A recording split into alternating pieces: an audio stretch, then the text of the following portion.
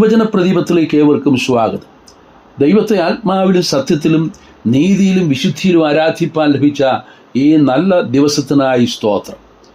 ഇന്നത്തെ ചിന്തയ്ക്ക് ആധാരമായി ശമൂവേലിന്റെ 2-ാം പുസ്തകം 24-ാം അധ്യായം 24-ാം വാക്യം നമുക്ക് ശ്രദ്ധിക്കാം.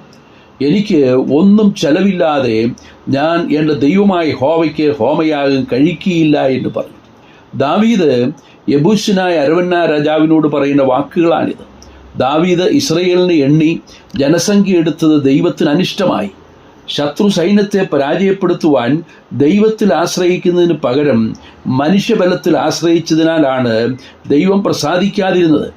പടനായകനായ യോവാബ് അതിൽ അതൃപ്തി പ്രകടിപ്പിച്ചെങ്കിലും രാജാവിനെ അനുസരിച്ച് ജനത്തെ എണ്ണുകയും ഇസ്രയേലിൽ ആയുധപാണികളായ 8 ലക്ഷവും യഹൂദ്യരിൽ 5 ലക്ഷവും ഉണ്ടായിരുന്നതായി നാം വായിക്കുന്നു. ഇതിൽ ഹൃദയത്തിൽ കുത്തുകൊണ്ട് ദാവീദ് ദൈവസന്നിധിയിൽ തൻ്റെ കുറ്റം ഏറ്റുപറഞ്ഞുവെങ്കിലും ദൈവം ഗാദ് പ്രവാചകനിലൂടെ ജനത്തിന് വരുവാൻ പോകുന്ന ന്യായവിധിയെക്കുറിച്ച് മുന്നറിയിപ്പ് നൽകി. 3 കാര്യങ്ങളാണ് പ്രവാചകൻ അറിയിച്ചത്.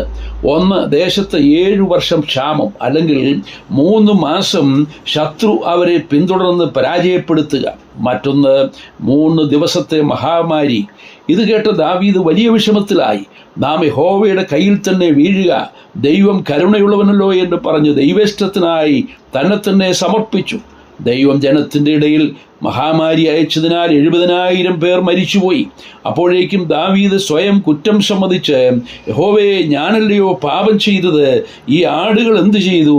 നിന്റെ കൈ എനിക്കും എൻ്റെ പിതൃഭവനത്തിനും വിരോധമായിരിക്കട്ടെ എന്ന് പ്രാർത്ഥിച്ചു പറഞ്ഞു. അപ്പോൾ ഗാദ് പ്രവാചകന്റെ ആലോചന പ്രകാരം യെബൂസ്യനായ അരവന്നയുടെ കളത്തിൽ പ്രായശ്ചിത്തയാഗം കഴിക്കുവാൻ തീരുമാനിച്ചു. ദാവീദ് ഇക്കാര്യം അരവന്നയോട് പറയുമ്പോൾ സൗജന്യമായി രാജാവിന് കളം നൽകുവാൻ സന്നദ്ധനായി. അരവന്ന ഒരു അന്യജാതിക്കാരനായിരുന്നിട്ട് പോലും തൻ്റെ ഹൃദയ വിശാലത ശ്ലാഘനീയമായിരുന്നു. എന്നാൽ ദാവീദ് അതിന് നിലവിലുള്ള മുഴുവൻ വിലയും നൽകിയിട്ട് മാത്രമേ അവിടെ യാഗമർപ്പിക്കുകയുള്ളൂ എന്ന് പറഞ്ഞു. യാഗത്തിന് വേണ്ട കാളകളും വിറകും എല്ലാം അരവന്ന ദാവീദിന് നൽകി.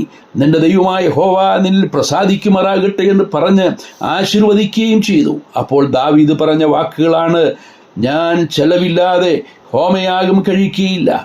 ആ നിലയിൽ ദാവീദ് യാഗപീഠം പണിത് ഹോമയാഗങ്ങളും സമാധാനയാഗങ്ങളും അർപ്പിച്ചു. ബാധ ഇസ്രയേലിനെ വിട്ടുമാറുകയും ചെയ്തു. ഇന്ന് കർത്താവിനെ ആരാധിക്കുന്ന നമുക്ക് ചിന്തിക്കേണ്ട ഒരു വലിയ പാഠം ഇവിടെ നിന്ന് ദൈവാത്മാവ് നമുക്ക് നൽകുന്നു. നാം ആരാധന അർപ്പിക്കേണ്ടത് ചെലവില്ലാതെയാണോ? ആഴ്ചവട്ടത്തിൻ്റെ 1-ാം ദിവസം എല്ലാവരും പള്ളിയിൽ പോകുന്നു, ആരാധനയ്ക്ക് പോകുന്നു, ഞാനും പോകുന്നു എന്ന മട്ടിൽ കുറച്ചു സമയം പോയിരുന്നിട്ട് വെറുതെ സമയം കളയുവാനുള്ളതാണോ ഈ കർത്തൃ ദിവസം?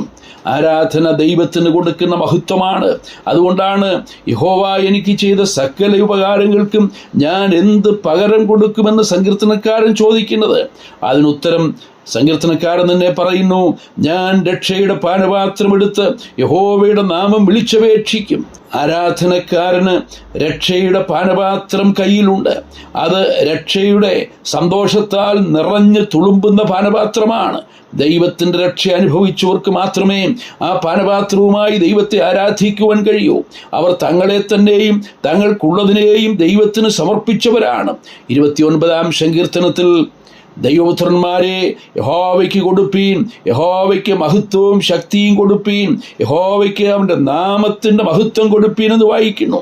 സ്തോത്രമെന്ന യാഗമർപ്പിക്കുന്നവൻ ദൈവത്തെ മഹത്വപ്പെടുത്തുന്നു. ഹൃദയത്തിൻ്റെ അന്തർഭാഗത്തു നിന്നും വരുന്ന സ്തുതികളും സ്തോത്രങ്ങളും ദൈവത്തിന് അർപ്പിക്കുമ്പോൾ തന്നെ വെറും കൈയോടെ ആരാധനയ്ക്ക് വരാതെ ദൈവം നൽകിയിട്ടുള്ള ഭൗതിക നന്മകളും ദൈവത്തിന് സ്തോത്രയാഗമായി അർപ്പിക്കേണ്ടതാണ്. അധരഫലമെന്ന സ്തോത്രയാഗത്തോട് ചേർന്ന് നന്മ ചെയ്യുവാനും കൂട്ടായ്മ കാണിപ്പാനും മറക്കരുത്.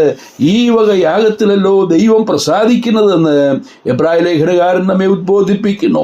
വായിൽ സ്തുതി മാത്രമായി വരാതെ കയ്യിൽ കർത്താവ് തന്നതിനെ കർത്താവിൻ്റെ മഹത്വത്തിനായിട്ട് അർപ്പിക്കുകയും കർത്തൃവേലയ്ക്കായി നാം നമുക്കുള്ളതിനെ സമർപ്പിച്ച് ആ നിലയിൽ ദൈവനാമം നമ്മുടെ ജീവിതത്തിലൂടെ മഹത്വപ്പെടുവാനിടയായി തീരട്ടെ. ചെലവില്ലാത്ത യാഗമർപ്പിച്ച് ദൈവത്തെ ആരാധിക്കുക എന്നുള്ളതല്ല, ചെലവോടുകൂടെ തന്നെ നമ്മെ തന്നെയും നമുക്കുള്ളതിനെയും സമർപ്പിച്ച് നമ്മുടെ കർത്താവിന് നമുക്ക് ആരാധിക്കാം.